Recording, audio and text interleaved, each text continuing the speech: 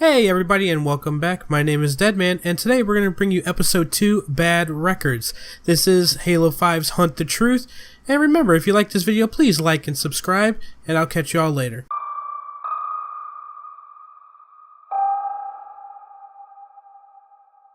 I couldn't believe it. According to the document I was looking at, John, the boy who would go on to become the Master Chief, died 41 years ago.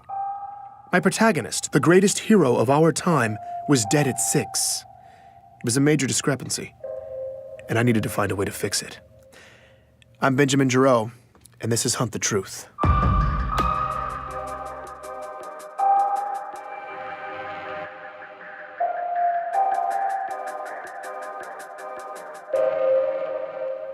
Continue to hold.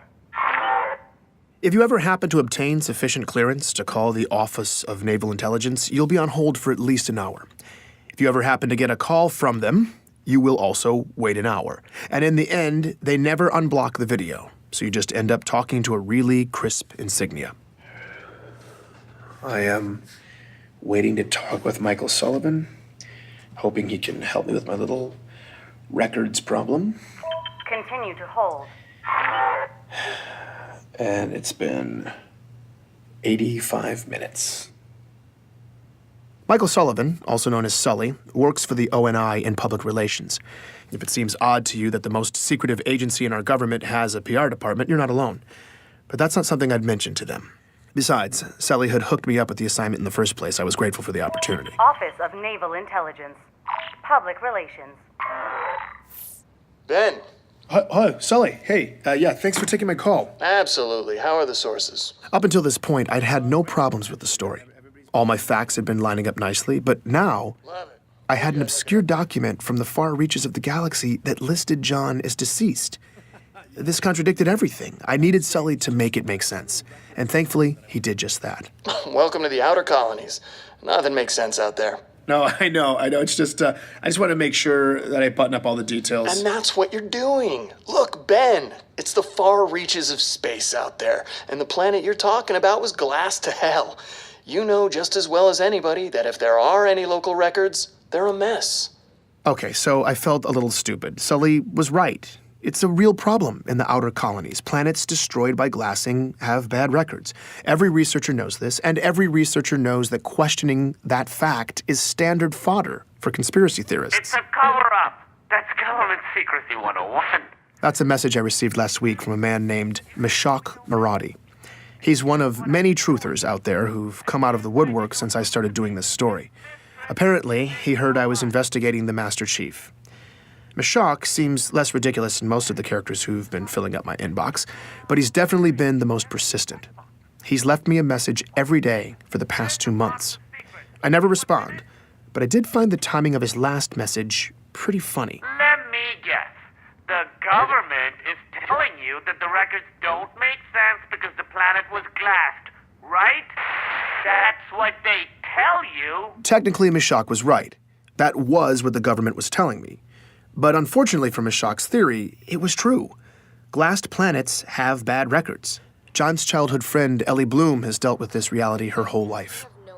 I recalled what she'd said in her interview. I mean, it can be hard enough out here trying to do business between planets that haven't been glassed. There's so much upheaval. Keeping track of personal records, financial documents, medical records, it's a total crapshoot. In retrospect, I'd probably been asking for this kind of hiccup. Getting cute with the research, opening up a rat's nest of old paper records, and for what? All I dug up from slogging on my own was a few hazy kindergarten stories from Ellie and a nonsensical death record. But things were looking up. Sully had arranged a face-to-face interview with ONI Vice Admiral Gabriela Dvorak. That not only got me off-world, but it was on board the newest Autumn-class heavy cruiser, the UNSC Under the Breach. Got a private shuttle up, full luxury. They had me riding in style. When I came aboard, Dvorak even greeted me personally.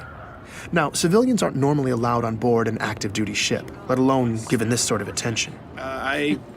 Please, call me Gabriela. Okay. This was not the kind of hospitality I was used to. What brings you way out here? Work. She told me she was on a detachment and in the neighborhood. I guess I lucked out. The white glove treatment continued, too. Captain's mess, officers' quarters, the whole thing. By the time we finally got to her office for the interview, Dvorak could have said anything, and I'd have been thrilled. But she's the real deal, and she jumped right into it. It was that finally moment. After all the fighting was done, I was helping lead all the prisoners out of the containers. As a lieutenant in the UNSC, Gabriella not only took part in the ground operations that freed John and countless others from the rebel labor camps in Elysium City, but she remembered the 13-year-old as well. She described the liberation. When you saw them, what had been done to them, you realized who you'd been fighting to save. The aftermath of it, it was ugly. Everyone was streaming out into the daylight, squinting, limping, just gray and fragile and sickly. Their backs were hunched, all their eyes just staring at the ground. I mean, they looked dead. That's when she saw John. He was sticking out like a sore thumb. In the middle of all this just beaten humanity, there's this tall, young kid walking toward me, towering over the others, his shoulders back, his eyes forward, and when he passed me, he looked right at me. Looked in my eyes. Yeah, I mean, that doesn't sound like much, but that eye contact coming from someone in that moment who'd been in that circumstance was shocking. He looked malnourished and dehydrated like everybody else, but he was so young.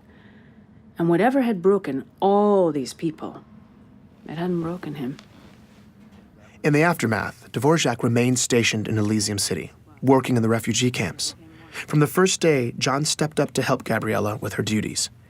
She came to know him well over the next several months. There was a point when he told me about his parents, that they'd been abducted along with him. He didn't say much, but they didn't make it. Her understanding was that it had gotten ugly in there. They died a couple days apart, a few weeks before the liberation, and John was there when it happened. On the rare occasion when John opened up about this, Dvorak says it was memorable. He would get this look on his face when he talked about it. It's hard to describe. I'd see it on him other times, too. He seemed to feel the weight of all that had happened, but still, he was calm. Not angry, not desperate, just resolute. He was a remarkable young man. Like so many people at the time in Elysium City and throughout this region of the galaxy, John had lost his home, his family, everything. People packed up whatever they had left, got out of town, and most never looked back. But Dion Govender, John's boxing coach, said many of them found a way to get some measure of closure. Yeah, definitely. We all got separated and spread out across the planet and the colonies, but some of us were able to cobble together a list of names. I don't know, kind of a memorial that grew longer as we got more information. Yeah, I remember seeing John's parents' names on the list early on, but not John. After he missed that last practice, never saw him again, but I remember thinking, that's okay. You know, as long as I never see his name on this list, that's okay. And I never did. His will to survive left an impression on then-Lieutenant Gabriella Dvorak as well. I think John just didn't want to be a victim anymore. I remember him telling me he was going to enlist. He said he was going to make a difference. I've never been more sure of another person than I was of him when he said that.